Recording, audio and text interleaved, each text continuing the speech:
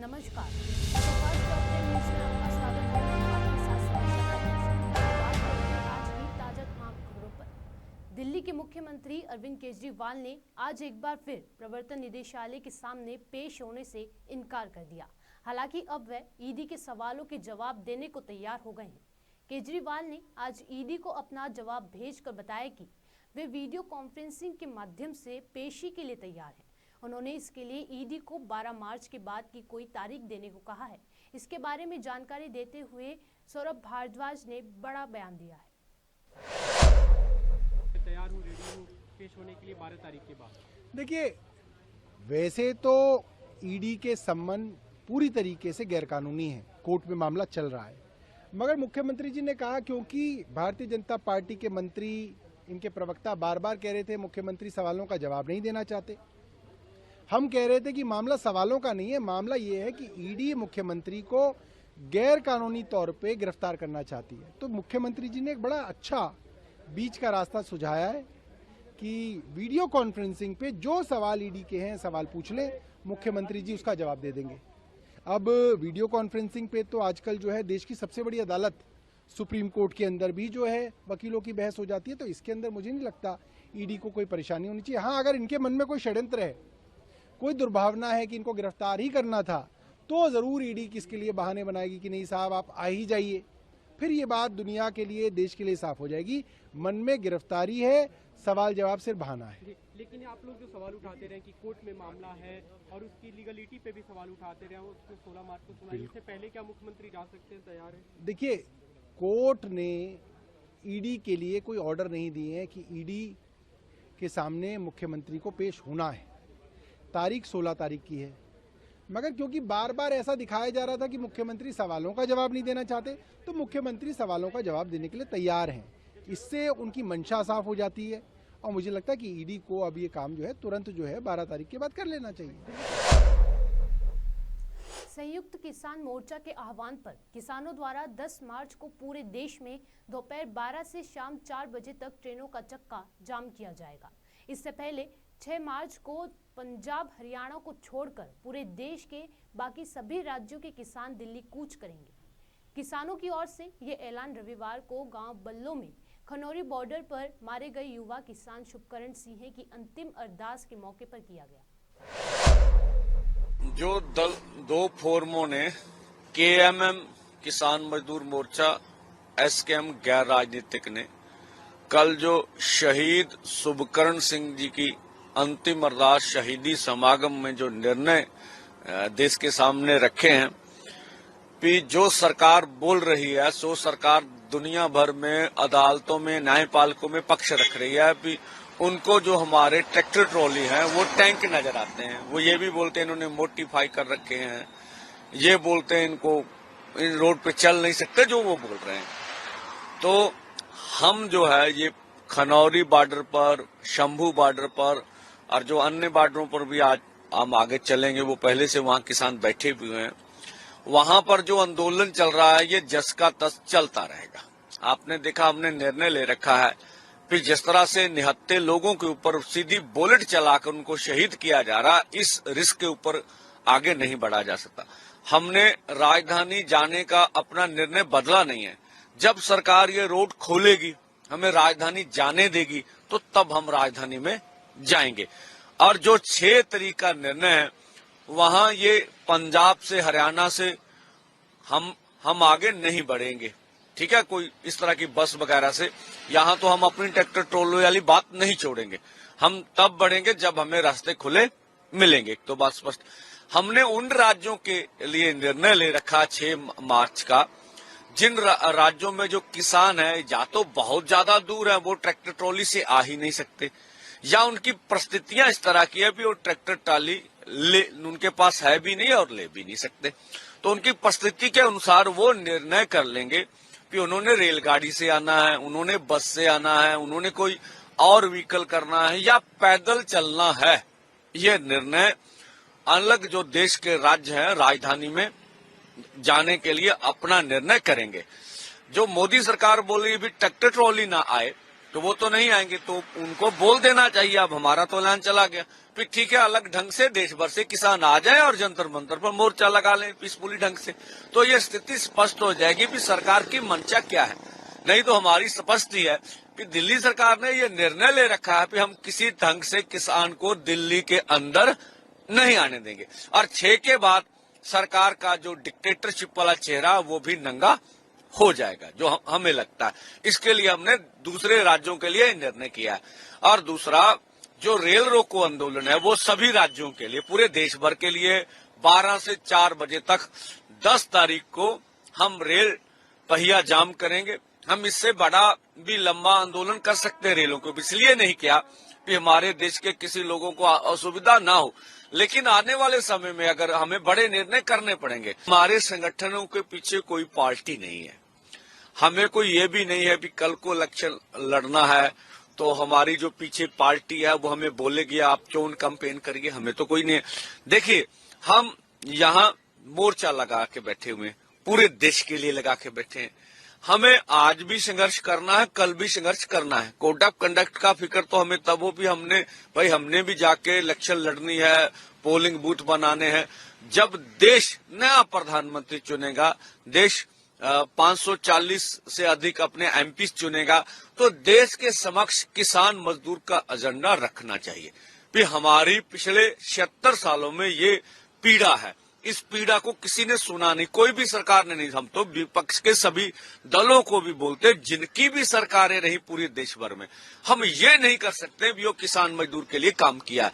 सभी ने जो कारपोरेट की पॉलिसी नीति सभी ने ही लागू की है। तो कांग्रेस वो पार्टी है जो इन नीतियों को 1992 में लाने वाली है। तो हमारे लिए सभी एक ही हैं। तो इसलिए हम देश के समक्ष पूरे किसान मजदूर का झंडा रखेंगे। अब बात करेंगे, चाहे सरकार इलेक्शन से पहले हमसे वार्ता करके मसलों का हल कर ले, कोई बड़ी बात नहीं ना, तो जो नई सरकार चुन के आएगी तब तक भाई बैठेंगे, उनसे भी संघर्ष करेंगे। पीसफुली आंदोलन करने का अधिकार तो हमें है ना, वो हम यूटिलाइज करेंगे। एक तो ये बात। और जो कल पंजाब में पंजाब भाजपा के अध्यक्ष सुनील जाखड़ जी ने बात किया और बड़े टेढ़े ढंग से बात की। उन्होंने एक बार भी केंद्र सरकार ने जो पंजाब हरियाणा में जो सील कर रखा उसके ऊपर कोई टिप्पणी नहीं की। जो अर्धसैनिक फोर्स हरियाणा में 70,000 लगा रखे उनके ऊपर कोई बात नहीं की। जो हमारी टेरिटरी को जबरदस्ती नौजवानों को जख्मी किया, किसान को शहीद किया, उसके ऊपर बात नहीं की। उल्टा किसान लीडर्स का जो अक्षय खराब करने के लिए ये बोला भी युवाओं को भड़का रहे हैं। कौन भड़का रहा युवाओं को? हम शांतिप्रिय ढंग से बैठे हैं, आप इसराइल से ड्रोन मंगाकर पीसफुली लोगों ऊपर बमबार्ड कर रहे हैं, शेलिंग कर रहे हैं, तो भड़का कौन रहा? अब आपके अधिकारी हरियाणा के क्या बोल रहे हैं कि जो आंदोलन में युवा आ रहे हैं हम उसका पासपोर्ट रद्द कर देंगे, वीजा रद्द कर देंगे। तो क्या ये भड़काने वाली बात नहीं है? तो पिछले आंदोलन में जो बोल रहे हैं, पिछले आंदोलन में क्या कुछ हमें नहीं कहा गया? चीन वाले, पाकिस्तान वाले, खालिस्तानी विरोधियों के उसकाए हुए नाली के गंदे कीड़े भी पिछले आंदोलन में किया गया। तो पिछले आंदोलन में सरकार ने कौन सी हिंसा नहीं की? लखीमपुर की हिंसा सरकार ने नहीं की। जो हरियाणा में सुशील कांजला जी को शहीद लाठियों बांध कर किया गया वो उन्होंने नहीं की। तो सुनील जाखड़ जी अलग से बोल रहे हैं कि हमें पंजाब वालों को देश के सभी किसान मजदूर की बात नहीं करनी चाहिए। तो पंजाब को अलग करना चाहते हैं देश से। हम बोलते हैं भाई देश की राजधानी में पंजाब के किसान को जाने का हक आपने खत्म कर दिया, तभी आप बोल रहे हैं कि पंजाब की सोचो। देखिए, अगर एमएसपी लीगल गारंटी कानून मिलेगा तो इसका फायदा पंजाब को होगा। पंजाब की जो धरती के नीचे का पानी है वो बहुत कम हो गया। तो 23 फसलों में लगभग सुनील जाखड़ जी बता दें भी कौन सी फसलें पंजाब में पहले होती नहीं थी, तो लगभग उनमें से ज्यादातर फसलें तो हम बोते ही रहे हैं। अगर हमें उस पर एमएसपी लीगल गारंटी कानून मिल जाएगा तो हम अलग फसलें बोल लेंगे, हम देखेंगे ना कौन सी फसल में फायदा, तो डिवर्सिफिकेशन भी हो जाएगा। दूसरी बात, सुनील जाखड़ जी ने कल बोला किसानों को मांग करनी चाहिए कि सरकार अपने दम पर फसली बीमा योजना लाए, तो वो हमारे मांग पत्र में भी है। तो किस तरह से वो पंजाबियों को, देशवासियों को गुमराह कर रहे हैं। अब उनका फिक्र है कि आंदोलन बड़ा हो रहा, देश का आंदोलन नहीं बनना चाहिए, ये पंजाब में सिमट के रह जाए और पंजाब हरियाणा का नुकसान भाजपा झेलने के लिए तैयार है। अन्य राज्यों से, हिंदी बेल्ट से वो इलेक्शन जीतने की बात कर रहे हैं। तो मुझे लगता सुनील जाखड़ जी की अगर अंतरात्मा में कुछ भी पंजाबियों के लिए बचा, वो पंजाब का खाते हैं, पंजाब का पीते हैं, तो उनको भाजपा की अध्यक्षता से जो उन्होंने किया इस्तीफा दे देना चाहिए और सरकार को आगे लगकर सभी देश के संगठनों ने, सभी देश के किसान मजदूर ने यह कहा एमएसपी लीगल गारंटी कानून बनना चाहिए। चले जाएं वो दिल्ली, बनवा दें, हमें क्या एतराज है। तो वो तोड़ मरोड़ के किसान लीडरों का अक्स खराब करने की बात ना।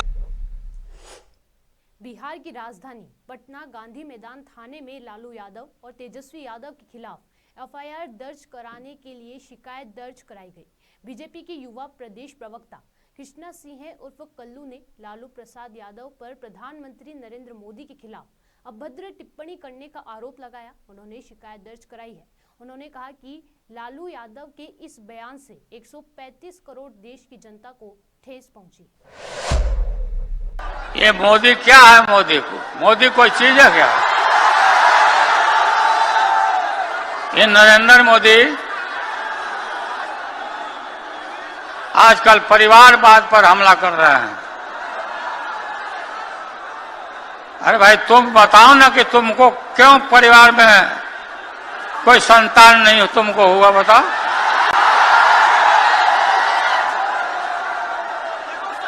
ज्यादा संतान होने वाले लोगों को बोलता कि परिवारवाद है, परिवार के लिए लोग लड़ रहे हैं।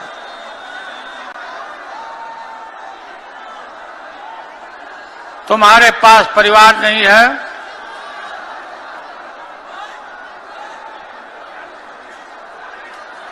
और तुम्हारी माताजी जब, और तुम हिंदू भी नहीं है, तुम्हारी माताजी का जब अवसान हो गया तो हर हिंदू अपने मां के शोक में केस दाढ़ी बनवाता, दाढ़ी छिलवाता। क्यों नहीं छिलवाया बताओ? क्यों नहीं छिलवाया? देश भर में नफरत फैला रहे हो।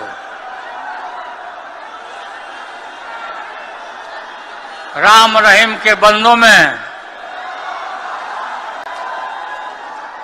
ताकि भगवान जी को यही प्राण पखेरु, प्राण प्रतिष्ठा,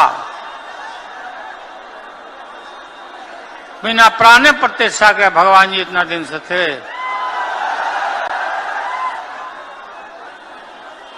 बिहार में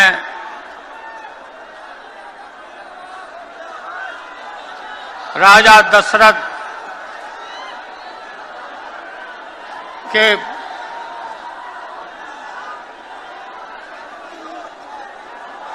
जनकपुर में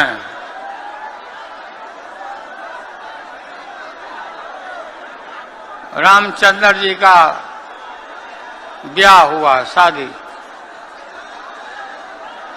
और बिहार जैसा राज्य एक से एक यहां पर वीर, एक से एक सुरमा।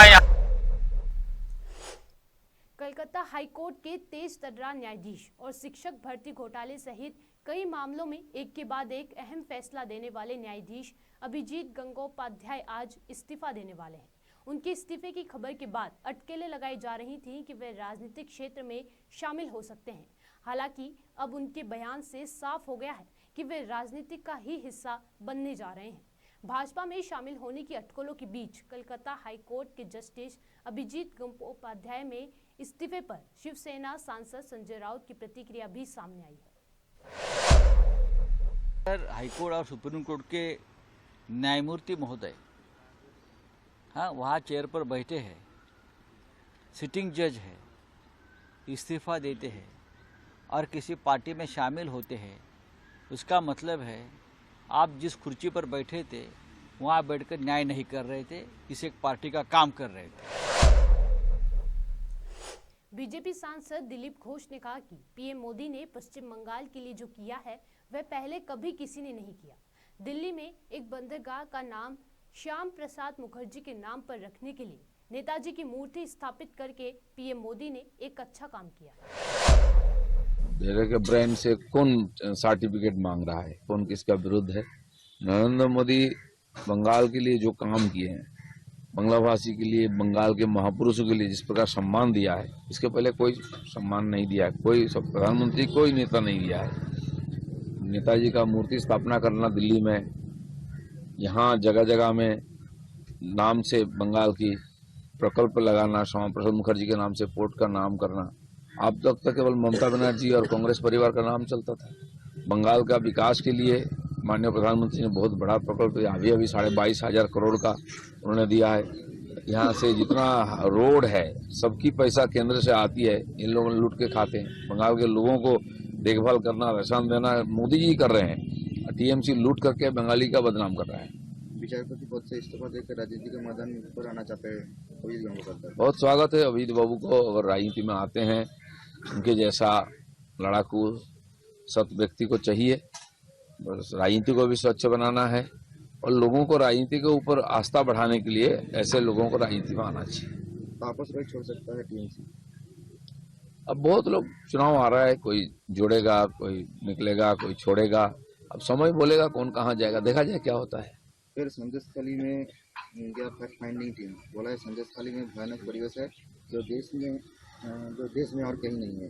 बिल्कुल सही है। पिछले 2 महीने से संदेश खाली को लेकर पूरा देश चिंतित है। जिस प्रकार घटना हुआ है, लगातार आंदोलन चला है, बड़ी चिंताजनक बात है। इसलिए केंद्रीय वाहिनी भी आई है यहाँ चुनाव को निष्पक्ष करने के लिए, और संदेश खाली का घटना कहीं नहीं हो ये भी देखना चाहिए।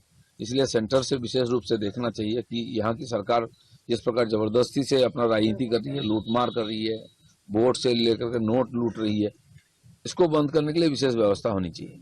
कल सुकांत मजूमदार के कॉन्वॉय पे एक्सीडेंट तदंत के दावे किया गया। बार बार यहाँ बंगाल में विरोधी नेताओं का गाड़ी का एक्सीडेंट हो रहा है, अटैक हो रहा है।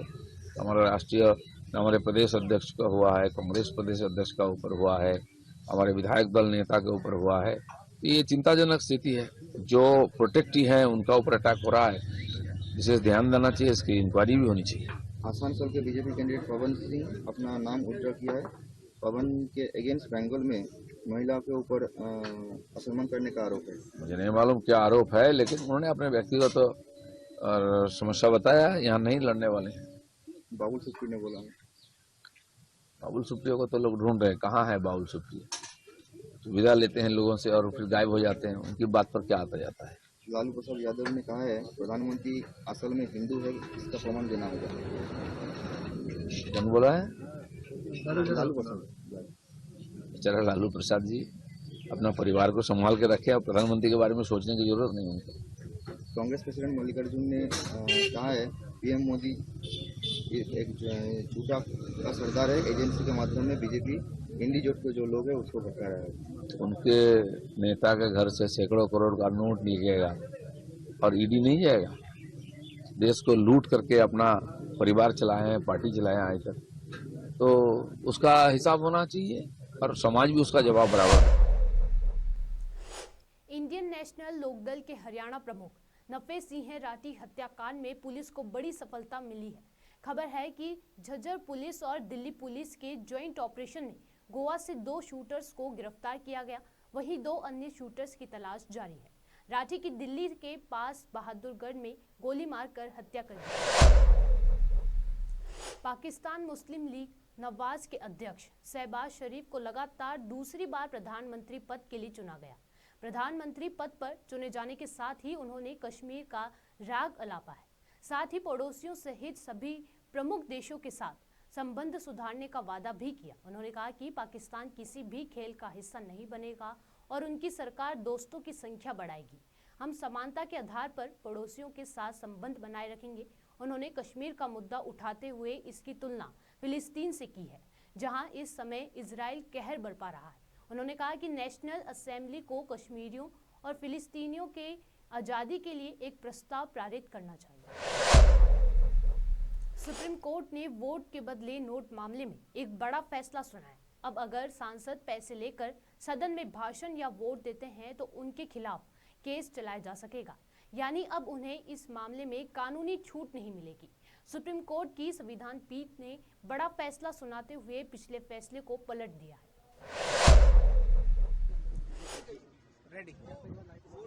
आज सुप्रीम कोर्ट की 7 जजों की बेंच ने एक ऐतिहासिक फैसला दिया है और इसमें अपने सब पुराने फैसले को भी ओवररूल कर दिया जो नरसिम्हा राव केस में फैसला आया था, और स्पष्ट कर दिया है कि कोई भी विधायक अगर पैसा लेके सवाल पूछता है या पैसा लेके वोट करता है राज्यसभा के चुनाव में, तो उसको कोई इम्यूनिटी प्राप्त नहीं होगी, कोई उसको अलग से प्रोटोकॉल नहीं मिलेगा, उसके खिलाफ भ्रष्टाचार का मुकदमा चलेगा।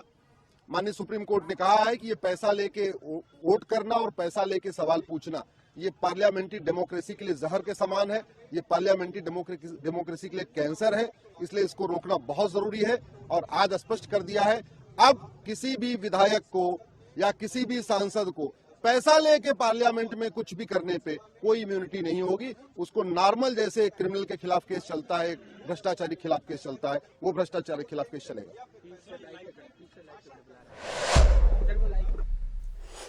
दिल्ली की वित्त मंत्री आतिशी ने दिल्ली विधानसभा में अपना पहला और आप सरकार का 10वां बजट पेश किया।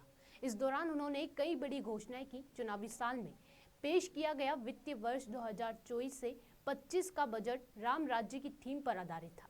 इस दौरान आतिशी ने 76,000 करोड़ रुपए का बजट पेश किया और कहा कि दिल्ली पर प्रभु श्री राम का आशीर्वाद है और दिल्ली तेजी से राम राज्य की तरफ बढ़ रही है। दिल्ली एनसीआर में मौसम ने एक बार फिर करवट ली। आंधी तूफान और ओलावृष्टि के कारण ठंड और बढ़ गई है। दिल्ली, उत्तर प्रदेश समेत कई राज्यों में हल्की बारिश के साथ ओलावृष्टि का दौर कुछ दिनों तक जारी रहने की उम्मीद है। मौसम विभाग ने आज दिल्ली के अलावा उत्तर प्रदेश, बिहार के लिए बारिश और ओलावृष्टि को लेकर अलर्ट जारी किया। वहीं पश्चिमी विक्षोभ के कारण उच्च हिमालयी क्षेत्रों में अच्छी बर्फबारी हो रही है। हालांकि 4 मार्च के बाद से हिमाचल प्रदेश और उत्तराखंड में बारिश और बर्फबारी में कमी आ जाएगी। आज उत्तर प्रदेश, बिहार और हरियाणा में आज ओले गिरने की संभावना है। सुपरफास्ट टॉप 10 न्यूज में आज के लिए सिर्फ इतना ही। देश और विदेश की तमाम बड़ी खबरों से जुड़े रहने के लिए देखते रहिए पॉपुलर टीवी। धन्यवाद।